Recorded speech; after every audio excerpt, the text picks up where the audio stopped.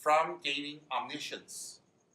Omniscience is knowing everything that is to be known in existence, not planet Earth.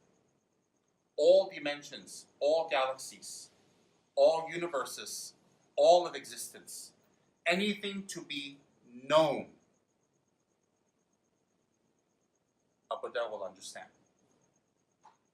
A Buddha will comprehend and at the Buddha's fingertips. So Buddha may be male or female at his fingertips.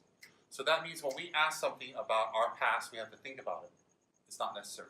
For Buddha, you can have 100 persons in a room asking the Buddha simultaneously very different questions. Questions about the beginning of time, questions about human history, questions about the future.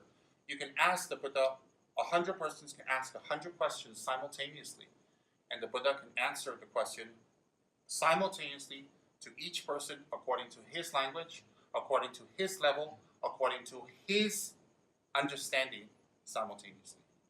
That is the power of his wisdom. So therefore, a Buddha's mind has full omniscience of past, present, and future, of all things to be known, all things to understand, all things to comprehend.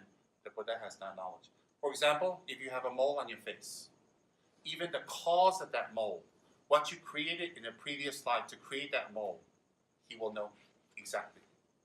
So a Buddha has that type of omniscience that's uncorrupted and unblocked.